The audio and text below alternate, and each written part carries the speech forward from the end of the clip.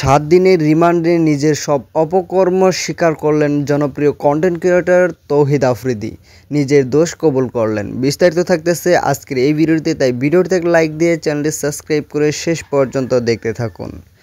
জনপ্রিয় content creator তৌহিদ আফ্রিদি গ্রেপ্তার নিয়ে আলোচনা সমালোচনার শেষ নেই। রোববার রাতে বরিশালের বাংলাবাজার এলাকার একটি ফ্ল্যাটে সিআইডির বিশেষ অভিযানে গ্রেপ্তার হয় তৌহিদ আফ্রিদি।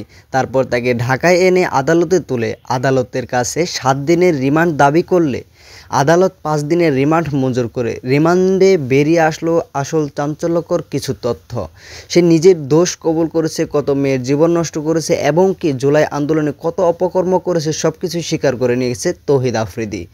জুলাই আন্দোলনে কিন্তু এই তৌহিদ আফ্রিদির বড় একটি অবদান রয়েছে মির্জাফরের মতো কিন্তু এই তৌহিদ আফ্রিদি অনেক খবর দিয়েছে।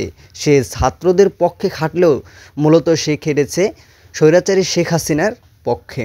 স্বৈরাচারী শেখ হাসিনার পক্ষে ভিডিও বানানোর জন্য অনেক জনপ্রিয় কন্টেন্ট ক্রিয়েটরদের জোর করে স্বৈরাচারী শেখ হাসিনার পক্ষে ভিডিও বানানোর জন্য অনেক জনপ্রিয় কন্টেন্ট ক্রিয়েটরদের ফোর্স করছে এই তৌহিদ আফ্রিদি। এই তৌহিদ আফ্রিদি ক্যামেরার সামনে একরকম মানুষ আর ক্যামেরার সামনে অনেক ভয়ঙ্কর একটি মানুষ। তবে অবৈধ ক্ষমতা কিন্তু বেশি দিন টিকে না। যতদিন স্বৈরাচারী শেখ হাসিনা ছিল ততদিনই কিন্তু তৌহিদ আফ্রিদির দাপট ছিল। 5 আগস্ট স্বৈরাচারী শেখ হাসিনা পালানোর পরে কিন্তু তৌহিদ আফ্রিদির খারাপ দিন শুরু হয়, আর তখন থেকেই কিন্তু তার বিরুদ্ধে একের পর এক মামলা শুরু হয়। জুলাই আন্দোলনের এক হত্যা মামলার 11 নম্বর আসামি হচ্ছেন তৌহিদ আফ্রিদি। তৌহিদ আফ্রিদি কিন্তু এখন বর্তমানে পুলিশের হাতে রয়েছে এবং কি 5 দিনের রিমান্ডের মধ্যে রয়েছে। 2 দিন রিমান্ডে থাকার পরে কিন্তু তার সকল অপকর্ম স্বীকার করে নিয়েছে আফ্রিদি। কিভাবে নির্যাতন করে অসহায় মানুষদেরকে মেরে ফেলেছে এবং কি মেয়েদের জীবন নিয়ে খেলা করেছে। আফ্রিদির কিন্তু অনেকগুলো গার্লফ্রেন্ড ছিল যাদেরকে বিয়ের প্রলোভন দেখিয়ে তাদের সাথে শারীরিক সম্পর্ক করে ছেড়ে দেয়।